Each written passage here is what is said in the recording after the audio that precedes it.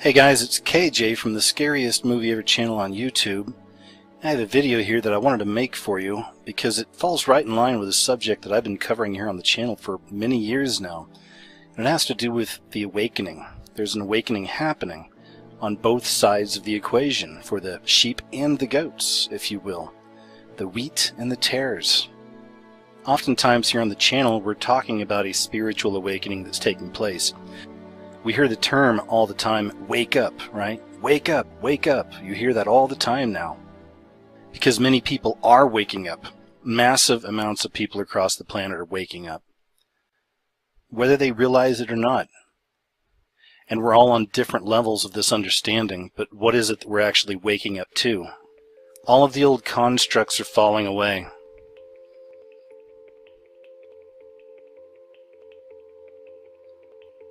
Sociologically speaking, politically speaking, even religiously speaking, all of these old constructs are falling away. Everything is being prepared for the fifth age, or the last age of man.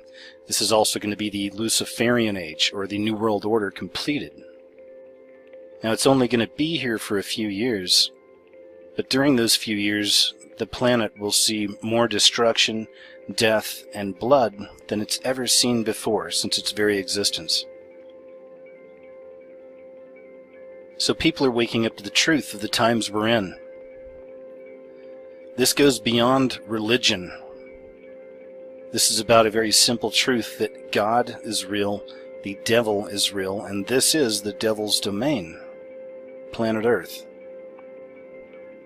This entire beast system is being exposed now for what it is and what it has been for a very long time. You could say that on one hand, God's children are all waking up. God's children are beginning to see the truth of this world, the truth of the times we're in. But what I want to focus on in this video is how the enemy's children are awakening. The enemy's armies are rising. I want to show you some examples of some very real spiritual warfare that's taking place right now. What you're looking at is one of the movie posters from a new film that recently came out called The Witch. So I just had a chance to actually see this movie, The Witch. Now some of you that have followed me for a long time, especially some of my chat shows, you know that I have a history in filmmaking. I'm a film student. I worked in New York City, worked in Los Angeles for a while. All the time I was pursuing a career in horror, in scary films. That's what I was trying to write, and that's what I was wanting to direct. And throughout the years I've seen practically every horror film you can imagine. There's a handful of them that I can't even watch again. They were that disturbing. And I have to tell you, it's been years since I've seen a movie that really affected me that way. Until I saw The Witch. The Witch is truly one of the most disturbing films I have ever seen in my life. For many reasons. First and foremost, it's actually a scary movie. At least to me it was. But there was a lot of truth in this movie, The Witch. A lot of dark truth. And that's what really disturbed me. Because you see, the movie The Witch, it's not just a movie, and I'm going to get into some of this here and show you what I'm talking about. This film really is a call to arms. Now this right here is from the Satanic Temple. You can see right here they have the witch and the Satanic Temple. The Satanic Revolution. It's time to awaken. Now some of you may see this and just kind of laugh it off and think, whatever, it's just some people trying to get attention or something like that. But I'm telling you, no, you're not correct. This goes much deeper than that. Because you see, people like myself have been around for years trying to expose the evil in the world that I see manifesting more and more. There's a lot of us out here doing this. But we can't forget that on the other side, there's people on the other side as well. They're promoting what's coming. They want this to come. They want this Luciferian age. They want this Antichrist to appear. They want this beast system. So I actually read this letter from Jex Blackmore, who apparently is one of the national spokespersons for the Satanic Temple. She says, "I speak to you as a Satanist, an individual who embraces her pariah status and actively challenges arbitrary authority in defense of personal sovereignty. To the Satanic Temple, Satan is a symbol of defiance, independence, wisdom, and self-empowerment, and serves as an affirmation of natural existence. As Satanists, we are ever mindful of the plight of women and outsiders throughout history who suffered under the hammer of theocracy and yet fought to empower themselves. This film provides context to a period of American history that is too often fetishized by those seeking to wield this hammer once again. This film refuses to construct a victim narrative.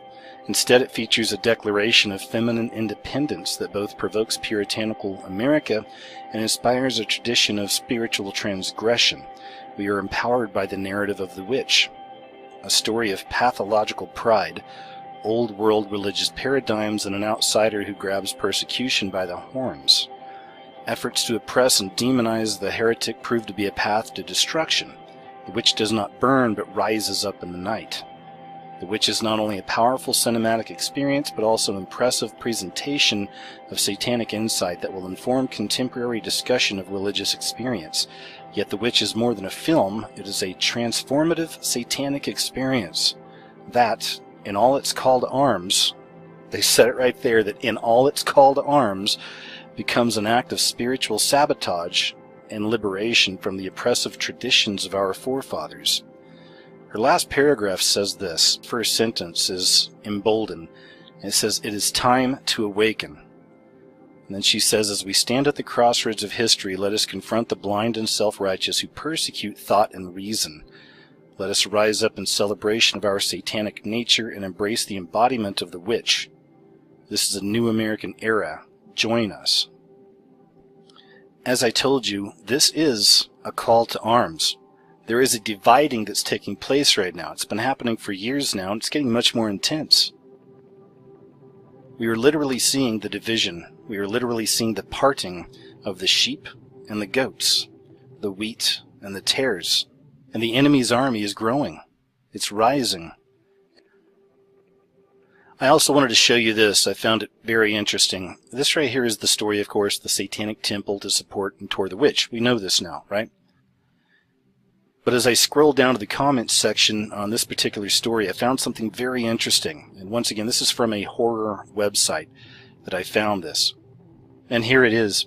Now keep in mind, this is in a comments section on a horror movie website, but the information in here is very important. This is stuff that, again, we've been talking about for a very long time. Now what you're looking at right here is a conversation between two people. One of them is still dead asleep, okay? That's the guy on the top. And the other person is fully awake to the truth of this satanic system.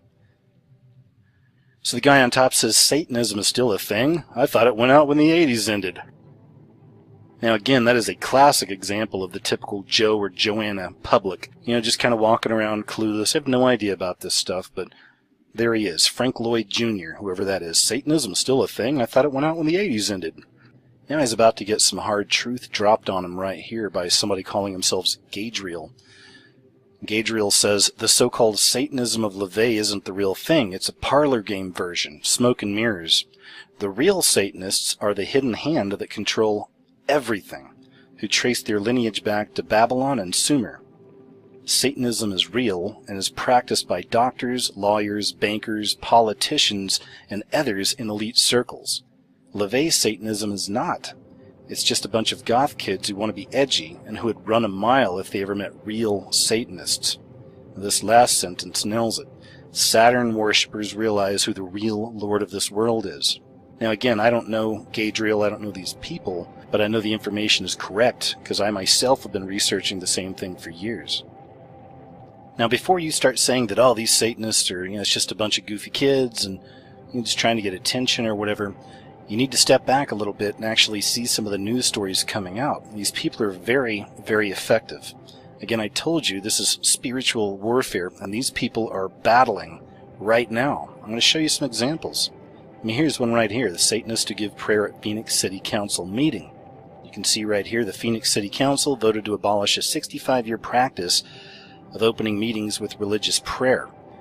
The whole reason they did that is they were threatened with being sued by the Satanic Temple. The city council decided that it preferred no prayer at all from now on, and completely changing their history, right? Taking prayer or taking God out of the equation. So they preferred no prayer at all than to actually allow a satanic invocation. And this is how they're winning.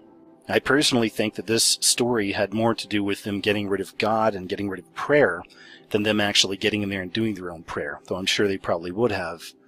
Let me show you another example. So now you may remember this story. This is from Oklahoma City, and it was the same thing. The same tactics were being used. A satanic temple was building the statue of Baphomet with 2 children next to it, and they wanted to place it right next to the 10 Commandments at the state capitol in Oklahoma City. So what does Oklahoma City do? They take down the 10 Commandments. It's the same thing that happened in Phoenix. So now you're starting to see a pattern, right? And they finally unveiled their statue. I know a lot of you have seen this footage. A lot of you have seen the statue out there. You can see all the people lined up out there to check it out. And again, I know it's easy to see these pictures and think, oh, they're just a bunch of goofy goth kids. You know, they're looking for attention, whatever. Nothing to worry about here. And that's where you're wrong. I just showed you these people are very effective at what they're doing. These people are engaged in real battle. This darkness is rising, and it has been for years. Again, I've been showing you this for a long time myself, and there's other people out there doing this as well. These are the times we're in. Everything is being exposed. And as we do, you'll see more stories like this. Air Force Academy adapts to pagans, druids, witches, and Wiccans. U.S. Air Force paid to have cadets learn witchcraft. We have stories like this. A 5-year-old boy snatched from nursery and beheaded in sadistic witchcraft ritual. Wiccan ritual killing leaves family of 3 dead in Pensacola. Witchcraft and nail clippings, the weird world of Sherry Blair. That's the wife of Tony Blair. And this is all about how she performs witchcraft. And she's not the only one. I just wanted to share this one because, once again, it's a window into the world of the elite, if you will. Florida gunman who killed 6 called 911 hours earlier about someone performing witchcraft on him. And I thought this was interesting as well. It was this interview I'd seen with Cher, the singer and actress Cher. It says Cher speaks her mind. But at one point down here, they're asking her how she's maintained that youthful look. The lady's around 80 years old now. And of course her reply is witchcraft. Now, some people may think that's a joke. Haha, she was just kidding around. But of course, it instantly reminded me of this story that came out, went public, this is a while back, about Kim Kardashian's blood facials. Now, I'm not going to get into all the Kardashian stuff right here. Plenty of people have shown you that. But there's no denying this family is deep into the occult with all the symbolism they use. And that brings me back to The Witch. I want to talk a little bit about the movie, and then I'm going to show you a few more things right after. I want to give you a fair warning right now. There's going to be some spoilers here, in case you're actually wanting to watch this movie. I have a big audience. Some people are going to be mad that I said that, okay, Jay, you're telling people to watch the devil's movie. Folks, relax. There's a lot of different people out here watching these videos, and they don't see things the way you do. So if you actually want to see this movie, I'm going to go easy on the spoilers, but I really have to lay some stuff out, specifically a few things about the ending. Because again, this isn't just a movie. This is a call to arms. This is why the Satanists are embracing this film. Throughout the years, myself and others have shown you that the V in popular culture oftentimes means the 5 or the 5th age. Now obviously when we find this symbol, we need confirmations. And I have a lot of examples on my channel. There's a lot of other people out there that have been showing this for a long time. But the V is the 5 is the 5th age. The 5th age is the age of Aquarius. It's the age of the New World Order. It's the age of the Antichrist. And this is what they're all waiting for. So on one side you have people waiting on Christ's return, and on the other side you have people waiting on this final age. Everything that we've been exposing for years is in this movie. All of it. Deals with the devil, literally signing your name in the book, making a deal with the devil. Sacrificing children. Drinking the blood of children for a youthful appearance. There's a lot of underlying messages in this movie too that are incredibly disturbing. And one of the most disturbing messages to me that I saw in this movie is that Christ can't help you. God won't take care of his own. The enemy has all the power. Now I'm going to get into a few things about the end of the film.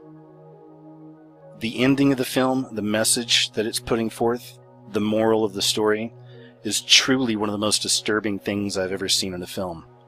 And again, this is coming from a guy that has a background in film and seen tons of horror films, is raised with all this stuff. But this movie really affected me. Because the moral of the story at the end of this film, that if you make a deal with the devil, you can have anything you want. In fact, you can be like a god. And the message itself is as old as Adam and Eve. It literally has somebody making a deal with the devil, and at the very end, this person has godlike powers. And they're actually happy about it. They're elated. They made a deal with the devil, and at the very end, they're actually performing miracles, as if they were their own god. Now that, to me, is definitely the most disturbing thing I've seen in a film in a very, very long time. Once again, this goes beyond it just being a scary film, which it is. I found it to be a very scary movie. But it's the message. It really is a part of the satanic revolution. And they're not just sitting around in shadows performing little rituals in basements and whatnot. Now they've come to the surface. So just think about that. Here's a film that's embraced by the Satanic Temple, it's being promoted by the Satanic Temple. And this movie is incredibly pro-Satanism, so it should be no surprise that they're promoting it. It's really sick, man. Like I said, it's showing that they kill babies in this and they drink their blood, and that gives them youth. They show that making a deal with the devil is actually a really good thing. I mean, you can have whatever you want, just make the deal with him and you're good to go. You could even be like a god. This is the message they embrace. This is what's being promoted. But we really don't have to look that far to see these ideas playing out in our culture. This has been happening for quite a while. But just think of all of these movies that we've been seeing coming out over the last few years that have to do with demonic babies, right? Or the birthing of a devil. Demonic children. And by extension, of course, we have all of these satanic TV shows. Angel from Hell, you've probably heard about that one. Of course, we have Damien, that's one of the new ones now. But Damien has a whole lot in common with the television show Lucifer. Look at this, we have two shows out here about the devil, right? About the devil on earth. And both of these shows paint him in a very good light. I mean, Damien's not a bad guy, at least as far as the TV show goes. And Lucifer, I've seen an episode of that, and same thing. He's very charismatic, he gets all the ladies, he has anything he wants, he's got a great life, Here is another one of the tactics from these Satanists, from these groups, from Satan's army, if you will. Remember this, the Satanic Children's Big Book of Activities, right? And here's a picture right here from inside. It's some really sick stuff, as far as I'm concerned. Again, they're embracing this film that's all about killing children and drinking their blood. But they're making out these coloring books for kids, trying to give the impression, hey, we're all about the children, right? And right here you go, satanic books handed to U.S. school kids after religious freedom ruling. So you can see that was one of their tactics once again. Even right here, Orange County School Board considering restricting all religious materials. Where have we seen this before? Phoenix, Oklahoma City, and now this.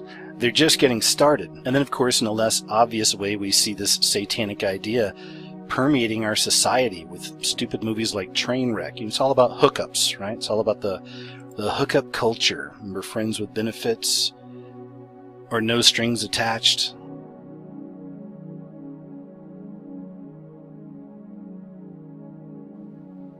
But this is our culture, right? This is our culture now. This is what we're seeing.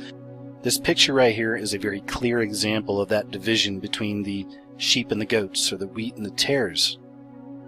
We are also living in a self-obsessed culture. So speaking of the battle, speaking of the division, I want to talk about one of the enemy's greatest tricks, one of his greatest weapons. It's called sigil magic. You're looking at a sigil right here. Now, sigil from Latin means seal. It's a symbol used in magic. And the term is usually referred to a type of pictorial signature of a demon or other entity. However, in modern usage, especially in the context of chaos magic, it refers to a symbolic representation of the magician's desired outcome. That is a perfect explanation for sigil magic, especially considering what we're looking at right here. I'm not going to go into all the breakdowns of these Economist covers from 2015 and 2016. I've done it before, and lots of other people have done it too. And all these people are finding different pieces, and it's all really pretty amazing. But this is a classic example of sigil magic. There is an intention behind this. Here's another great example you might remember, and I'd actually covered this one as well. In fact, that picture in the middle with the person holding the pencil, that's from my video. During a Cubs game, they actually flashed this image at one point. So I did my video, other people did their videos on breaking down the symbols. And I promise you, every other comment on there, if I haven't already removed them in the past, is telling me that, well, first telling me I'm a retard, but secondly telling me that this was just a tattoo sheet. It's the most common explanation. It's a tattoo sheet, dummy. I kept getting that over. And oh, it's a tattoo sheet. They didn't do a spell. Well, guess what? They did a spell, and they admitted it right here. And this right here is them actually telling you what they did and explaining it. In the late 80s, while with the Astros, we lost 11 straight at Jack Murphy Stadium in San Diego. We had a better club, finished well ahead of the Padres in both 87 and 88 when the losing skein took place. Clearly it was time to change the karma. Some unknown force, this guy says, some unknown force led me to a local bookstore where I happened upon a book on the occult, full of spells, incantations, and the like. And it continues to go on to admit that that's exactly what they were doing, was casting a spell. Now I want to show you one of the most intense forms of sigil magic, and once again this is something that every one of you, at least in America, have definitely seen, because most of you at one point in your life or another have actually had money, right? Well, what is money? What's American money? Why are there so many symbols on this money? Why are there so many strange images and hidden meanings? It's because money is sigil magic. They took paper, they put their spells on it, they put their plans on it right in front of your face, and they called it money. One of the best breakdowns I've seen on American money being sigil magic is from Jonathan Kleck. He shows clearly on this money past attacks, like the OKC bombings, 9/11, and most intriguing, he shows us some future attacks, things that are coming, at least as far as the money is concerned, right? So the events that haven't happened just yet have to do with the Hoover Dam in America, and with tsunami waves wiping out New York City from a nuclear explosion. So here's just a few examples of some of Jonathan's work on money, the sigil magic of money.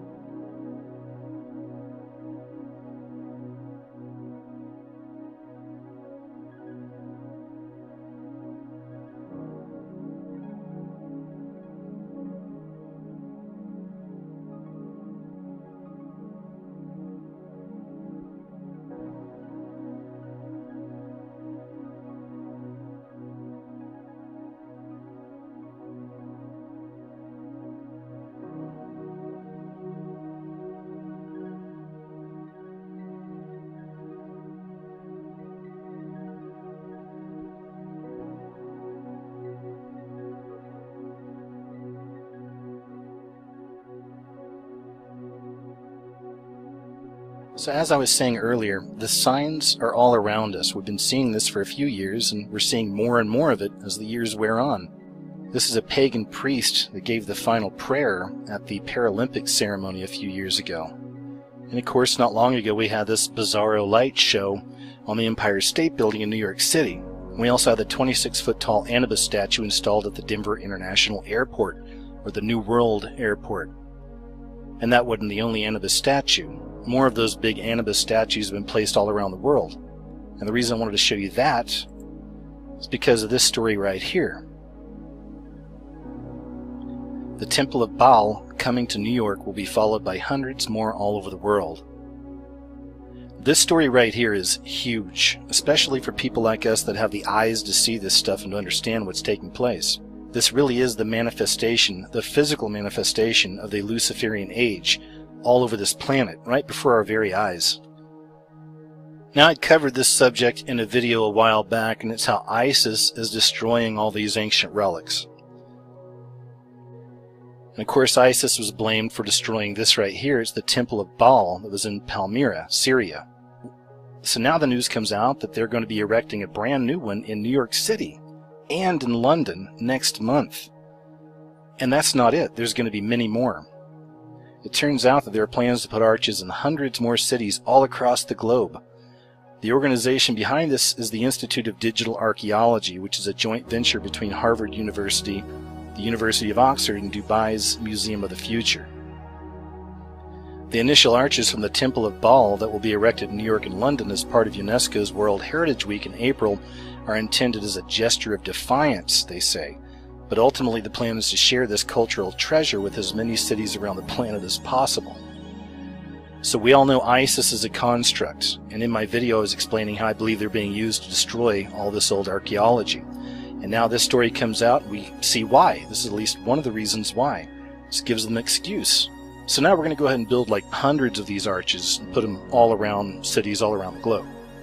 Now that'll show ISIS. Meanwhile, do you even know what the Temple of Baal stood for? From the Bible in Jeremiah it says, "They have built also the high places of Baal, to burn their sons with fire for burnt offerings unto Baal, which I commanded not, nor spake it, neither came it into my mind." People danced around the Asherah pole, which was nothing more than a phallic symbol. It's quite possible that these poles functioned somewhat like the poles in what we now see in strip clubs. That people also acted out lustful, licentious body scenes for the enjoyment of everybody who was watching. They had all the different kinds of sexual experiences on public display, including men with women, men with men, and all other combinations in between. So there you have it, folks. That's what I wanted to show you. I think you can see from this video alone the manifestation of this stuff, and how it's manifesting a lot quicker now. But the battle is on. The spiritual battle is taking place right now. The enemy and the people that follow the enemy are rising, and they're fighting. They're really fighting. This is a time of decision for us all. Which side are you on? Thanks for checking out the video. Take care out there, folks, and I'll talk to you real soon.